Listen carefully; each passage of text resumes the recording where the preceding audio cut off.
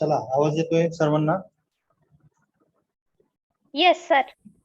Okay. पहा, last लेक्चरला आपण काय पाहत होतो तर mean sectional method, mid sectional method, mean area method और mid sectional method, prismoidal formula, trapezoidal formula. अर्थवर्कची जर क्वांटिटी काढायची असेल एखाद्या गोष्टीची, आपण जर रोड बनवत असू किंवा काय असेल त्यावेळेस जर अर्थवर्कची क्वांटिटी काढत असेल, त्याचं जर आपल्याला कटिंग फिलिंग क्वांटिटी काढायची असेल तर ती कटिंग आणि फिलिंगची क्वांटिटी आपण कशी फाइंड आउट केली तर ते जे आहे ते आपण हे केलं. Okay.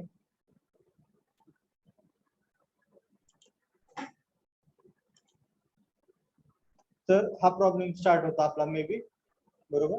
The formation level of a road as starting point is a 470 meter. The road surface shall be falling gradient line of 1 to 60. Formation width of the road is a 12 meter.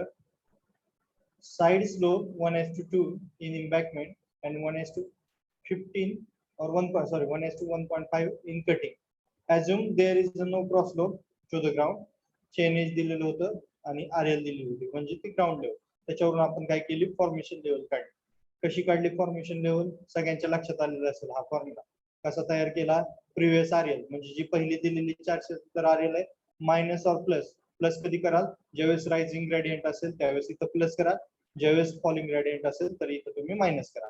1/60. 60 कुठून आलं तर तुमचा slope, gradient लाईनचं फॉलिंगचा slope 1 to 60 म्हणजे ते 60. 1 divided by 60. 1 to 60 म्हणजे 1 divided by 60 into 30 कुठं आलं तर चेन एजचं डिफरन्स 0, 30, 60 म्हणजे यातला डिफरन्स 30 म्हणून हे 30 घेतलं.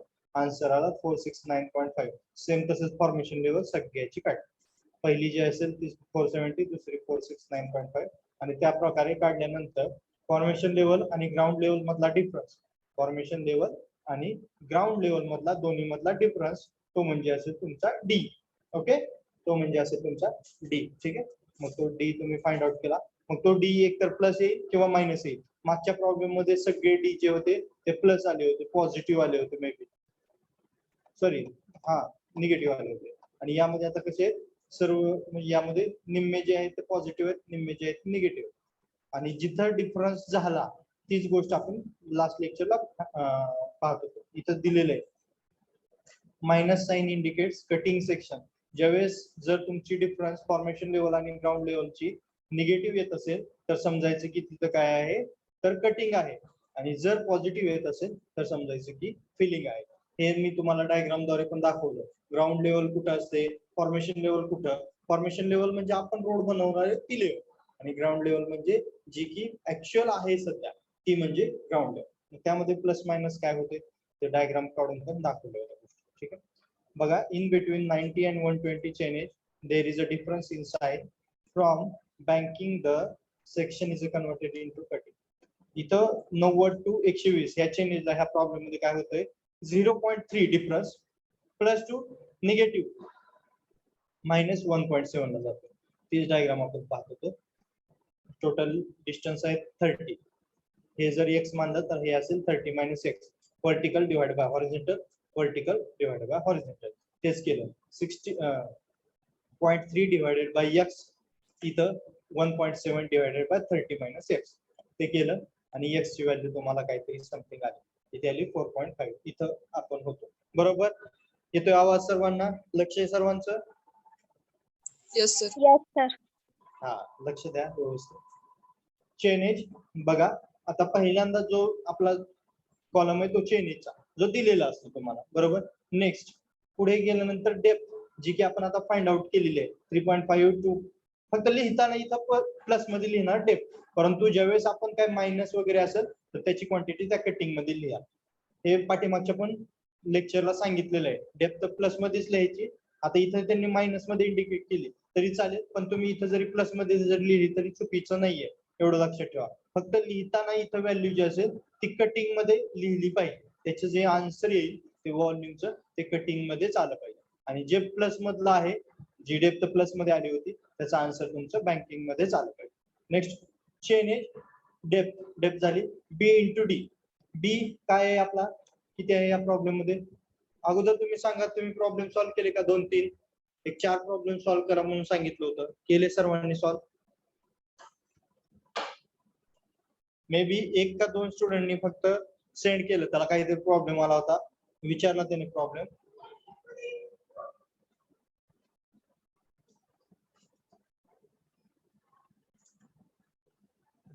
चला सोडवले दत्ता माने, प्रॉब्लेम सॉल्व्ह केले दत्ता.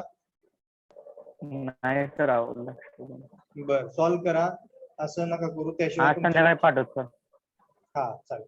लक्षात येणार नाही म्हणजे कसं आहे, तुमच्या नोटबुक मध्ये राहू द्या, माझ्या फायद्यासाठी नाहीये, जरी तुम्ही लिहिले नाही किंवा काय, पण ते तुमच्यासाठी, तुमच्या हाताखालून जर जातील तर तुमच्या लक्षात येईल कुठं प्रॉब्लेम येतोय किंवा काय अडतंय आपल्याला, मग ते तुम्ही विचारू शकाल. ठीक आहे, सर्वांनी राईट डाऊन करा. कमीत कमी प्रत्येक टाईपचा एक एक प्रॉब्लेम जरी सॉल्व्ह केला तरी चालेल, जास्तीत जास्त मग 2-2 करू शकता. मे बी तुम्हाला कशामध्ये, आपल्या एक्सपेरिमेंट मध्ये, एक्सपेरिमेंट लिस्ट मी सेंड केलेली आहे, त्याच्यामध्ये आहे बहुतेक याच्यावरचे 2 एक्सपेरिमेंट, ते तुम्ही राईट डाऊन करू शकता. बघा बी इंटू डी. आता इथं बी काय आहे, किती असेल इथं बी, कोण सांगेल किती आहे या प्रॉब्लेम मध्ये बी?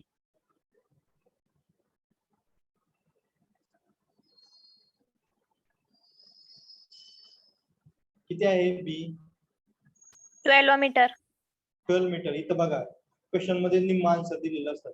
Formation width of the road is 12 metre, ते म्हणजे तुमचं असेल बी. इंटू डी जी आहे इथं डेप्थ, ती करा, तुमचा आन्सर आहे 42, 27.6, हे जे आहे ते आन्सर सगळे मॅच होते. ठीक आहे, कॅल्सी घेऊन बसला असत तर वेल अँड गुड, तुमच्या लक्षात येईल. Next N into D square.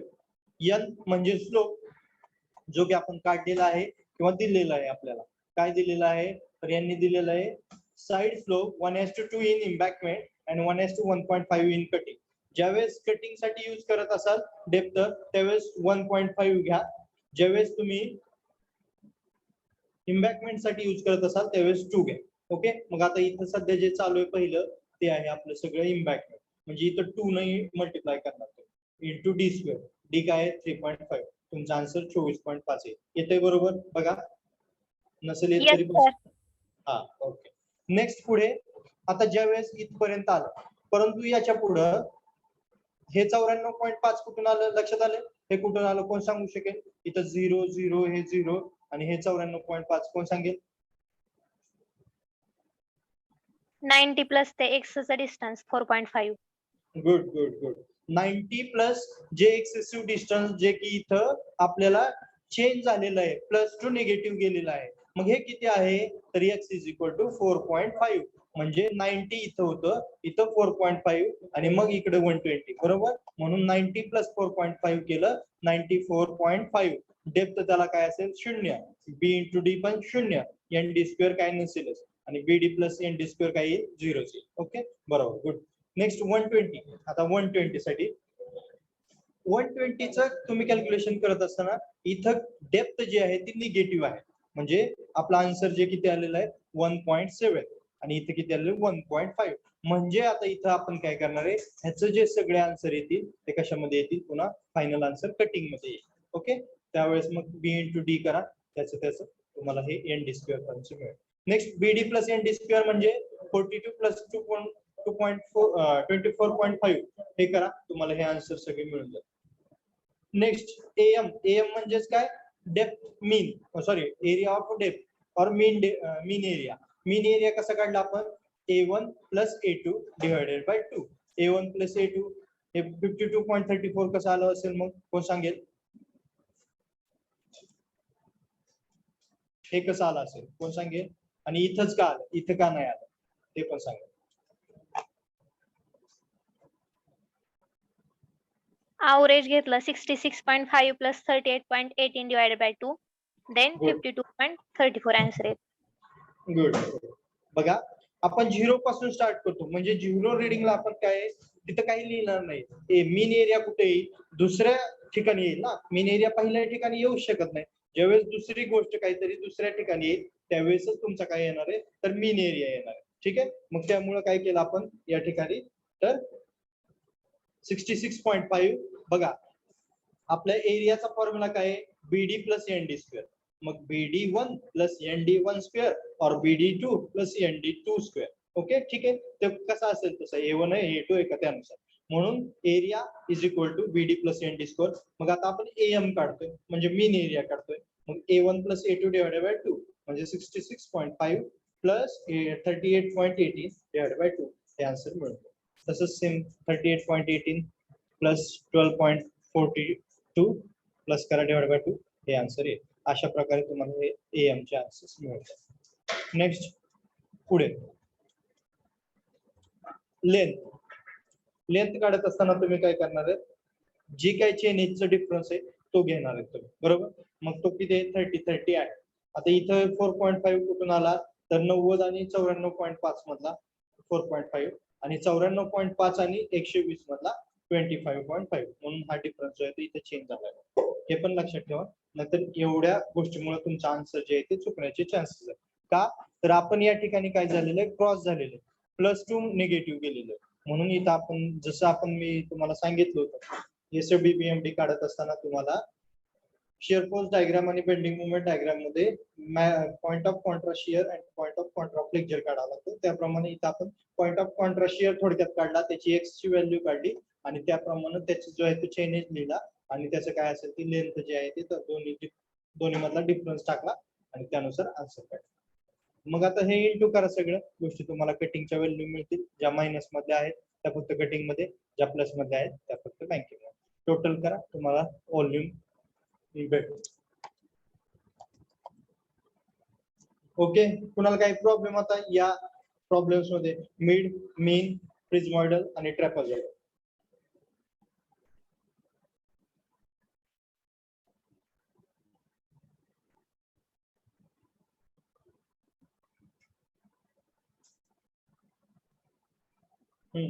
आहे कुणाला प्रॉब्लेम? चला बोला.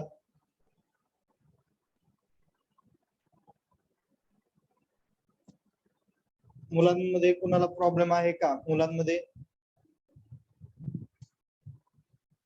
नाही सर. नक्की सर्वांना सगळ्या गोष्टी जमतील. बघा, आफ्टर आता आपला सिलेबस कंप्लीट होतोय. आता फक्त सेफ्टी टँकचा प्रॉब्लेम राहिलेला आहे, तो आज आणि उद्यामध्ये कंप्लीट होईल. म्हणजे आपला एस्टिमेटिंग कॉस्टिंग ओव्हर होईल. आता का तुम्हाला मग यावरच्या रिव्हिजन करा, आपण क्लास टेस्ट पण घेऊयात, तसं काही नाही. सगळ्या गोष्टी आपण कंप्लीट करणार आहे. फक्त इनिशिएटिव्ह तुम्ही दाखवा, थोडासा अभ्यास जो आहे तो कंटिन्यू ठेवा. टर्म एंड जे आहे ते तुमचे may be last week of December आहे. पेपर काय समथिंग असतील तुमचे जानेवारी स्टार्टिंग और काय समथिंग असतील. ओके, सबमिशन वगैरे क्लिअर करा. आपले सर्व जे आहेत ते असाइनमेंट असतील, नंतर पुन्हा आपले जे गोष्टी एक्सपेरिमेंट असतील, फाईल असेल, मायक्रो प्रोजेक्ट असेल, ह्या एक गोष्टी कम्प्लीट करा. म्हणजे आपल्या सब्जेक्टचं तुम्हाला काही टेन्शन राहणार नाही. ह्या गोष्टी क्लिअर करा, कारण एक्झाम जे आहे ते तुम्हाला पण सांगितलेलं आहे कसे होणार आहे काय, त्यामुळे थोडस काळजी घ्या. नेक्स्ट पुढे बघा, सेप्टिक टँक म्हणजे काय हे सांगितलं होतं, त्याची डायग्राम 2D मध्ये दाखवली, तरी पण बघा. While preparing detailed estimate of some of the civil engineering structures such as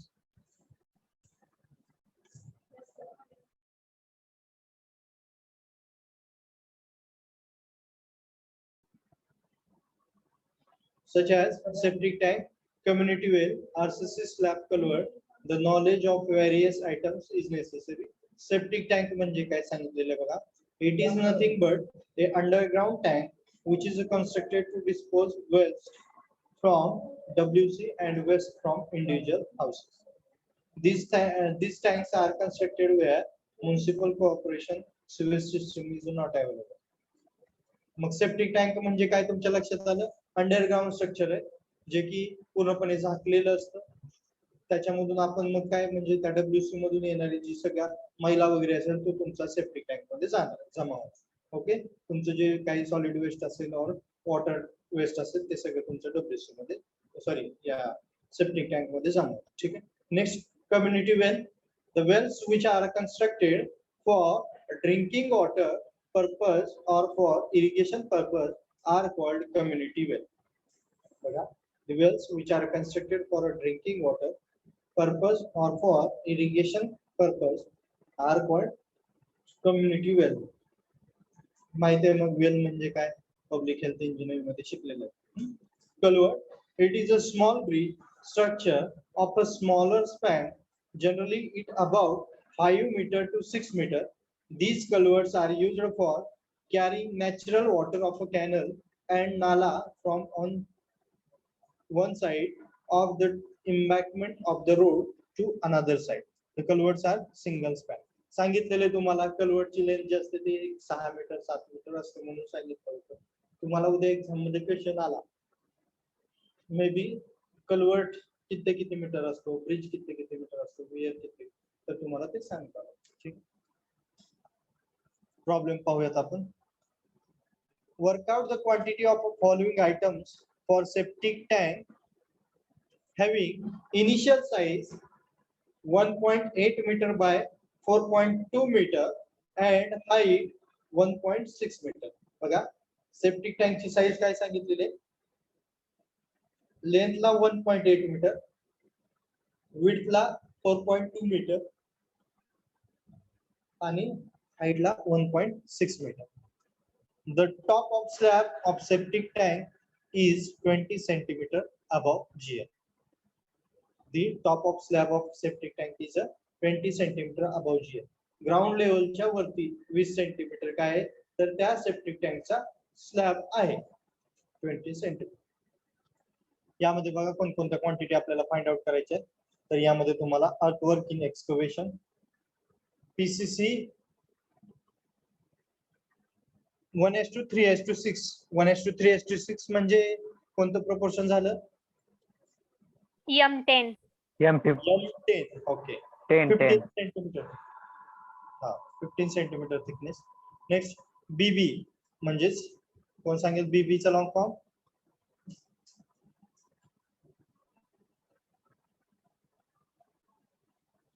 one is two six proportion आहे in centimetre, proportion 300 centimeter thick. BB चा long form RCC slab 1:2:4 on septic tank 20 centimeter thick. चला 1:2:4 म्हणजे M15 का M20, M15. M15. RCC slab जो आहे तो आपल्याला septic टँकचा M15 नी कन्स्ट्रक्ट करायचा आहे. PCC जे आहे ते M10 नी करायचं आहे आणि 1:6 जे आहे ते काय ब्रिक, काय असते याचं बीबीचा लॉंग फॉर्म सांगा, सीसीचा लॉंग फॉर्म काय आहे, सिव्हिल मधला long form Concrete. Cement concrete. मग बीबीचा लॉंग फॉर्म काय आहे,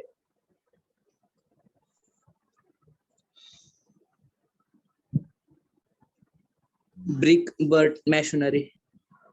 brick brick bound masonry. Okay ठीक आहे. बघा आता तुम्हाला जे आहे ती सगळी साईज सांगितलेली 1.8 मीटर लेंथला 4.2 मीटर काय समथिंग. बघा 4.2 बाय 1. आता बघा इथं मी सांगताना तुम्हाला काय सांगितलं, इंटरनल साईज 1.8 मीटर बाय 4.2.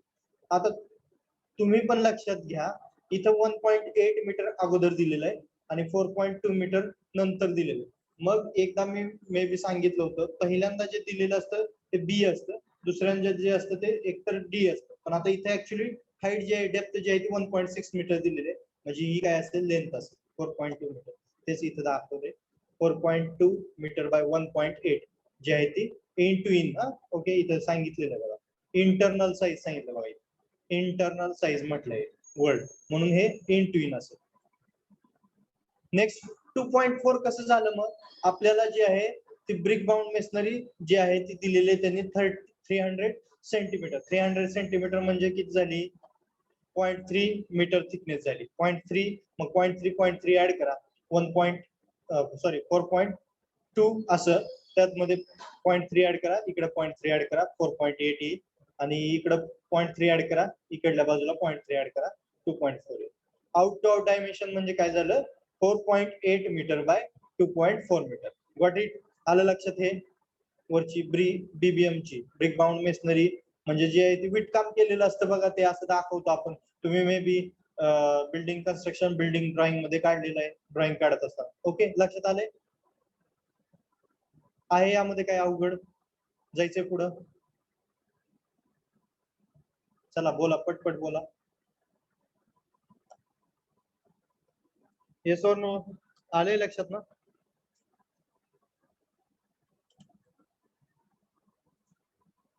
चलो.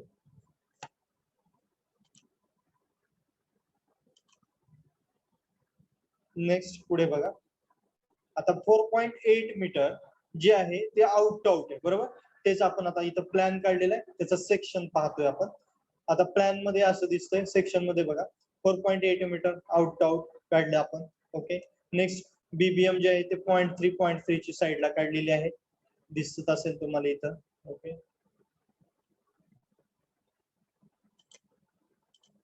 बघा हे जे आहे ते आउट टू आउट दिसतंय तुम्हाला 4.8 मीटर. ओके. आणि नंतर जी बीबीएम आहे ती दिसते तुम्हाला किती आहे, 0.3 metre thickness, 0.3 metre thickness. Okay.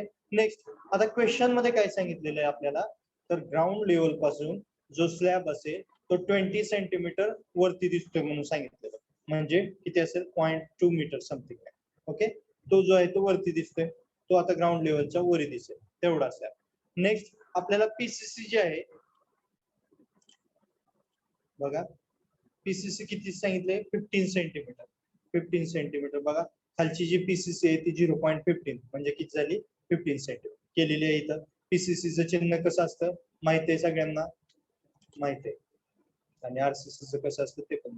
Next 0.15 गेलं. आता हाईट टोटल किती आहे, ऍक्च्युली आपली टोटल हाईट दिलेली आहे क्वेश्चन मध्ये 1.6. आता त्या 1.6 हाईटला डिवाइड करा.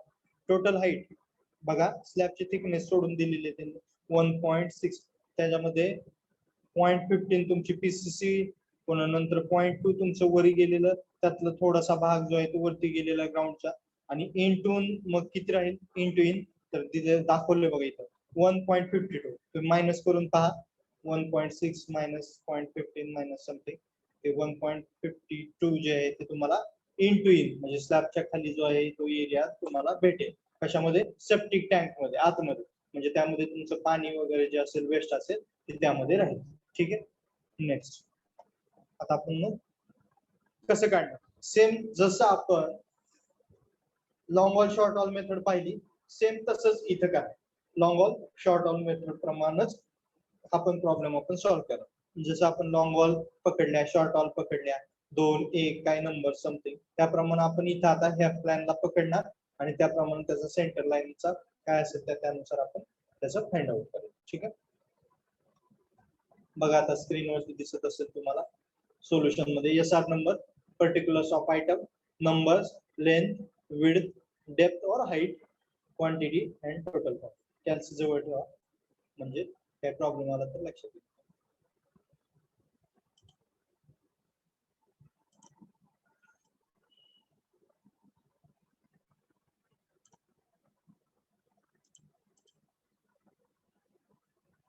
बघा आता लेंथ किती आहे बघा, टोटल लेंथ तिची इथे घेतलेली 4.8 आहे. 4.8 इंटू इन किती आहे, 4.12, आणि ब्रिक बाउंड मेसनरीचा आहे 0.3 प्लस 0.3 दोन्ही बाजू, ते मिळून लेंथ झाली टोटल आउट आउट किती झाली, 4.8. नेक्स्ट विड्थ बघा, इंटू इन दिलेले तुम्हाला 1.8 आणि आउट आउट कशी झाली, दोन्ही बाजूच्या ज्या आहेत त्या वॉल्स पकडल्या दोन्ही बाजूच्या, आणि ते किती झालं तुमचं 1.8 plus 0.3 plus 0.3 is equal to 2.4. ठीक आहे. नेक्स्ट आता याच्या नंबर्स किती आहेत बघा, लेंथच्या 1 2 ते काय असेल ते समथिंग पाहूयात, त्यानुसार मग ते कन्स्ट्रक्ट करणार. आता इथे सांगा, कॅल्सी घ्या ऍक्च्युली जवळ म्हणजे लक्षात येईल इथलं बरोबर आहे चूक आहे काय, मिस्टेक, प्रिंटिंग मिस्टेक पण असू शकते पुस्तकात. बघा ही 4.8 ची एक झाली, बरोबर. सेम इकडे पण एक आहे, आता इकडे 2.4 ची एक आहे आणि इकडे एक आहे. आता ऍक्च्युअली ह्यांनी एक कॅल्क्युलेट करून कसं काढलेलं आहे, हे कॅल्सी वरती करा बरं. 4.8 इंटू 2.4 किती आन्सर येते, sorry 4.8 into 2.4 into depth, depth किती 1.6, किती येते आन्सर, 18.432. 1.6 घेतल्यानंतर ना हा सर. एकच मिनिट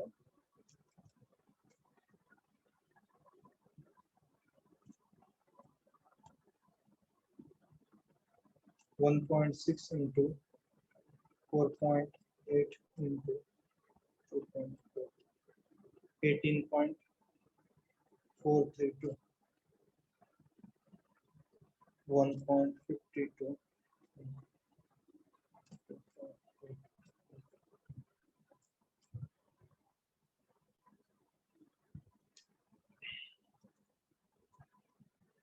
कुणाचं आलंय का हे आन्सर 20.16 इथे किती घेतलेले विड्थ हाईट ऑफ 1.52 प्लस 0.2 करा बरं 1.52 प्लस 0.2 प्लस 0.15 0.15 प्लस 1.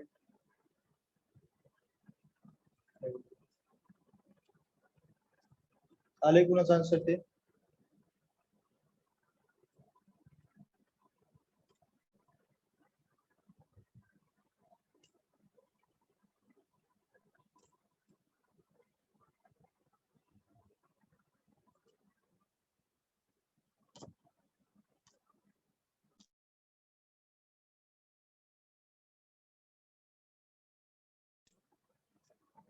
आले का कुणाचं आन्सर नो सर. हा बोला नाही. नाही आता तिथं बघा हाईट ऑफ वॉल घेताना किती घेतलेली आहे जी आहे ती आपल्याला दिलेले क्वेश्चन मध्ये जी दिलेले इंटू इन किती दिलेले 1.6 दिलेले परंतु ऍक्च्युली त्यातलं जे आहे ते स्लॅबची थिकनेस सोडली नंतर खालचं 0.15 सोडलं तर किती येते आन्सर